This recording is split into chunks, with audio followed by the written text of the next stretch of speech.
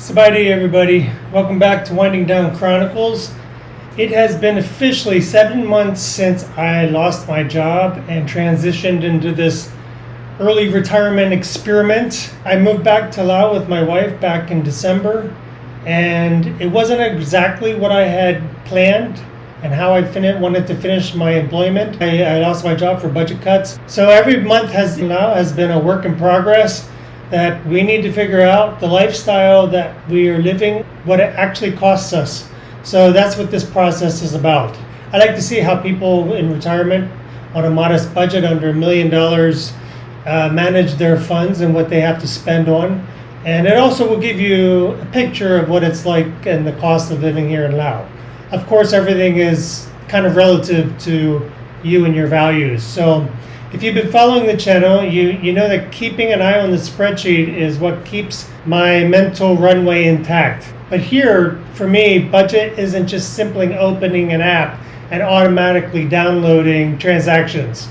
I can for some things, but for a majority of our transactions, I can't. In any given day, I'm juggling between purchases on Lao Kip, Thai Baht, US dollar, and periodically another currency. So this means that my monthly updates require a lot of consolidation and rejigging of currencies to convert them back into US dollar to figure out where I really stand. So US dollar is my baseline. So July was a busy month.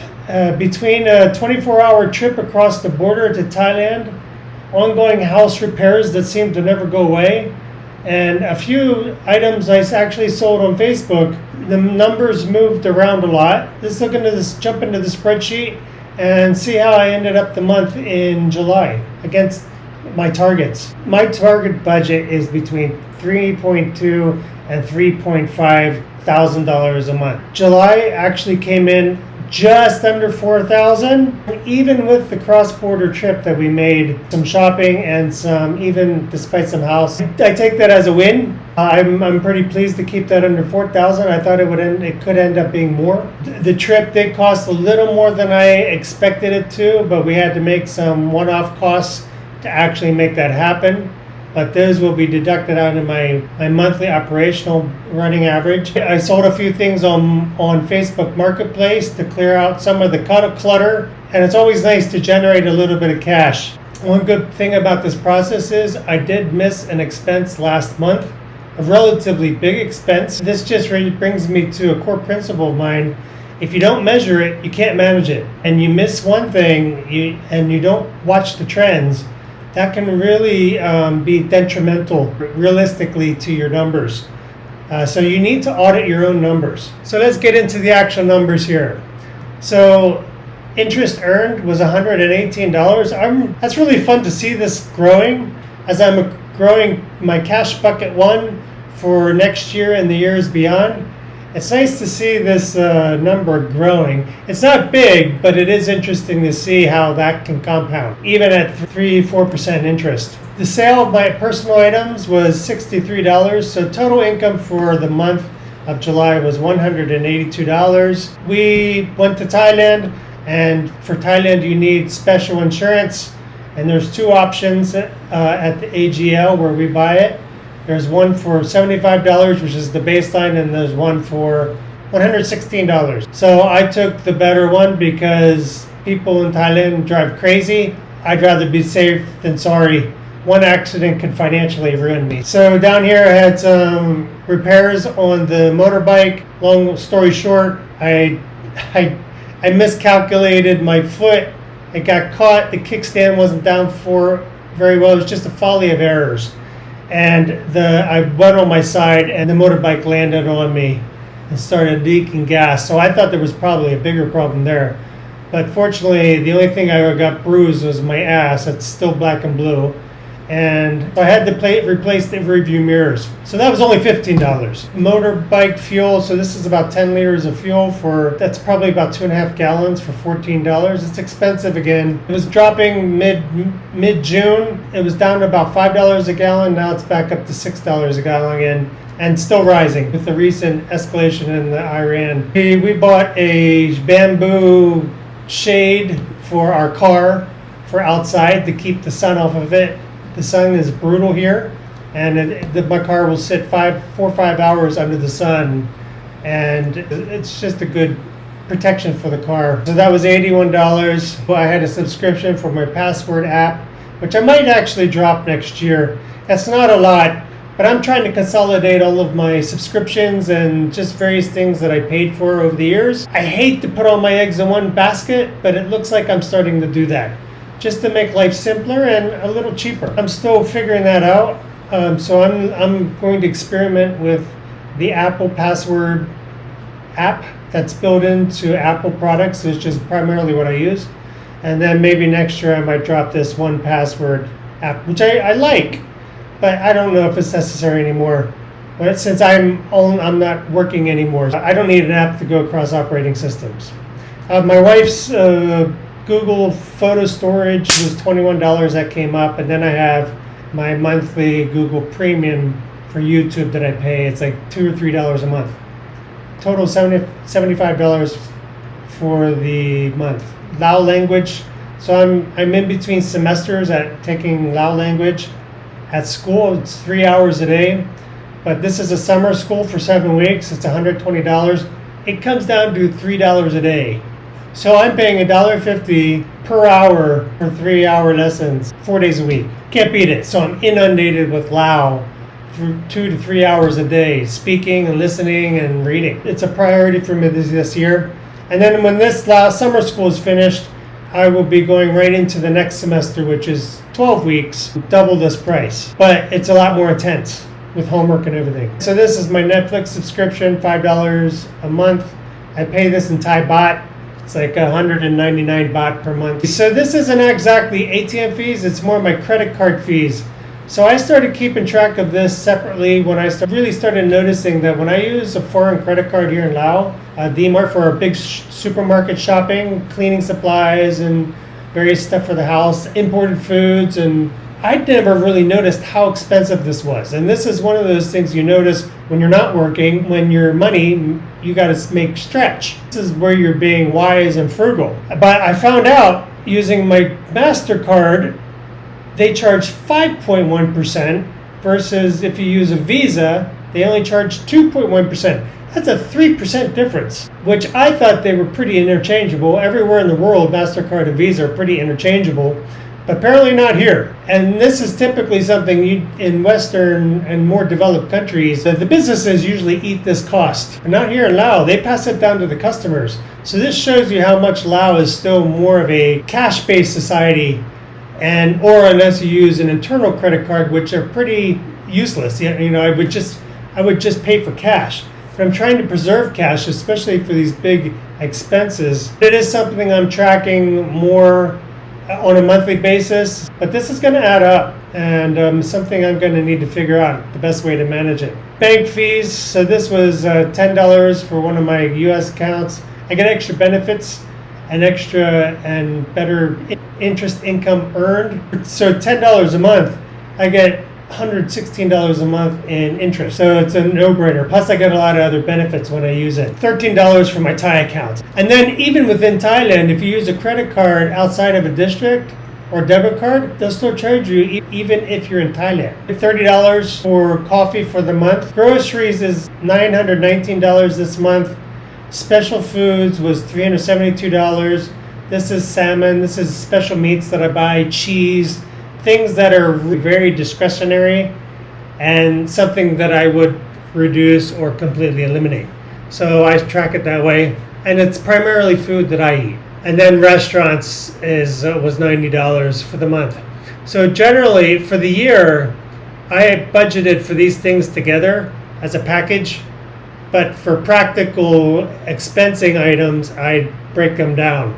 So my budget for the year for this was $1,500 a month, and this came to a total of $1,380, less than my budget, but still, it's something I would like to see come down. This is donations to my church, $37. A charity, I would like to actually be more, but all these things in pink, I kind of consider my charity for the year. So I keep some flexibility. I don't give too much to the church because I need to keep some for other needs in the family. Consider that as helping them out.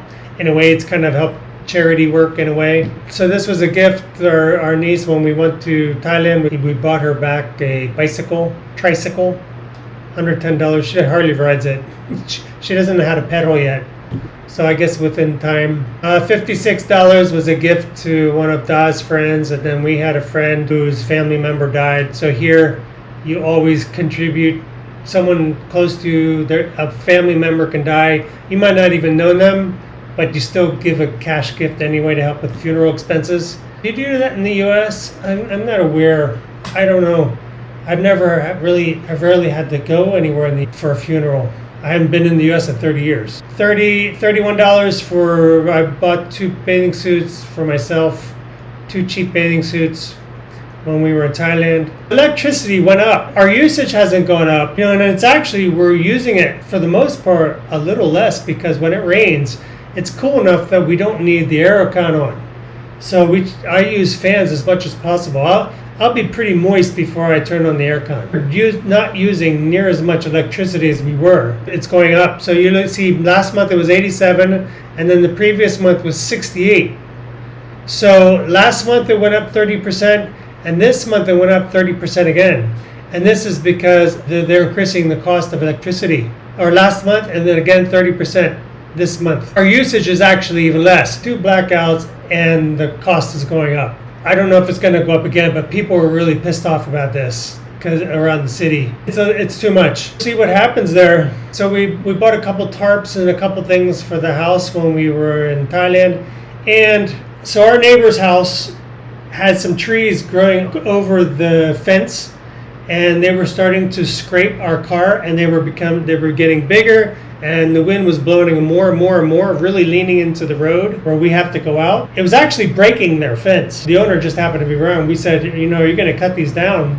He said, yeah, I want to cut them down, but if you want to cut them down, go ahead, but you're paying for it. This is how it is here. If they will let anything go, even if it's breaking stuff, they just let it go. I had to manicure his house, save his fence. I mean, we do benefit from it, but it should have been his cost, or we should have at least shared it. It cost like $100 for him to cut all of it down and then remove it. I mean, it was pretty inexpensive, annoying that I got to be the one to do it. But the neighbors won't do it. The neighbors won't. I try to beautify my neighborhood, my area, and they'll do something to make it more ugly, because they don't care what it looks like. That's a cost for being in Laos. So if you want to try and make something look nice, don't expect your neighbors to participate. Aesthetics are not a value here. So supplies for the house, $57, $152 for the kitchen. So this is, I bought my wife a new blender for our anniversary. She really wanted that. She was happy with that. And some new pots and pans. She does all the cooking with her sister, so they use these very heavily. We pretty much have to replace these every year, because they kill the pots and pans. Propane tank, propane gas for cooking. It was only $2. I cut my online phone number, Sonatel. I really hated it. It was just such a bad service. The app never worked, and my wife forgot to top up our telephone this in July. So in August this will be doubled up. This is my wife's sister who lives with us. We pay her. She lives in the house, rent-free. She gets all the food for free. The only thing I'm not supposed to be paying for is her baby. She's supposed to be taking care of that with the father. This is the one thing that I missed last month. I don't know how I missed it. By tracking this, I was able to see, hey, what happened to last month? So that added to this month being a little higher average than last month was $200 less. So this is 2 months of paid help. But I call her the manager of the house. She's great. She's indispensable. She's worth every penny. We have water with $7, even though we had 2 shortages for 2 or 3 days. A medical pharmacy for my wife and I, a combined amount of $226. This will get averaged out of the monthly operational average. But this is very supplies for both of us. This is my wife's personal stuff. Wife supplies, womanly things, pedicures, manicures. Whatever she spends her money on for herself, I just dump it into this because I don't want to ask for too much more detail. We'll tally up at the end of the year what this average actually is. My haircut, $4. Spa and massage. This was a pedicure, I think, for myself. I think, or a massage for my wife, one or the other. Toiletries and personal stuff, $18. Pet food supplies. This is for the stinking cats. We got 5 cats here and 2 dogs. So this is some dog bones in here as well. But the dogs, we give them rice and we pour bone broth over it with chunks of meat in. So in a way, their food costs are actually being counted in our grocery. To some extent, I could take out a little bit of money for the cost of the dogs, but this is mostly like cat litter and cat food for 5 cats who run around the neighborhood and come back here to eat and shit in a box, and we gotta clean it up. That's how I love the cats. So I bought a UPS for my electronic equipment, clothing for my wife, socks for myself. So the same socks that I've been wearing are wearing thin. So I just got a few to tide me over until I go back to the US. Those were $12. And then this was our trip to Udon Thani just for one night. Travel was $20. This is for various fees, and this was a restaurant. This was $117. It was kind of our anniversary, so we went to a nice place for dinner. I'll put a video out of that very soon, but the travel videos are really hard to put together. So kudos to those of you who make travel videos. Hotel was $66 for one night, and that included breakfast. So $16 I could actually take out and put into food. Here to shipping. This was for something we sent to Da's mother in the south. So the total was $3,979. Pretty happy about that, especially with the trip and even with some of these one-off costs. So the total cost minus the income for the month was $3,797. I'm subtracting out these one-off costs that will be averaged into the annual budgeted average. $512 was all of the pharmacy stuff that, when we buy pharmacy, it's a stock, so it's not just for 1 month, it's for a couple months. This was car insurance for the year, and this was 2 annual subscriptions for my apps. So the total one-off expenses for the month was $703. Subtract that from the total cost. This was $3,095 for the month. And then the running operational monthly average for the year is $3,125. Pretty happy about that.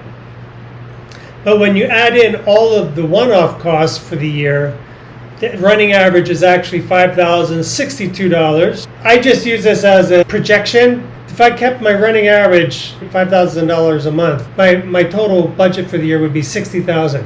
But that's not my objective. I want to try and get this down to $50,000 before the end of the year, despite all of the one-off costs. So at the end of the day, early retirement on a modest budget isn't about living in fear of every expense. It's about staying accountable to your numbers so you can actually enjoy the life you built for them. 7 months in, this experiment is still teaching me new lessons every week. I'm continuing to adapt to the life here in Laos. We're figuring out our routines. I'm learning how to navigate the hiccups without hitting the panic button, like I did back in April and May. I was a bit of a panic last quarter. So if you're building your own retirement blueprint or just trying to figure out what real-world expat life looks like here in Laos, make sure to hit the subscribe button and give me a thumbs up on the video. I really appreciate it. Let me know down in the comments, how did your July budget hold up? How do you handle tracking expenses if you travel or deal with multiple currencies? So this is Choice of Winding Down Chronicles here in Laos. Keep an eye on your numbers and remember to look up and live the life that you built for them. So bye to everybody. Take care. God bless, and see you in the next one.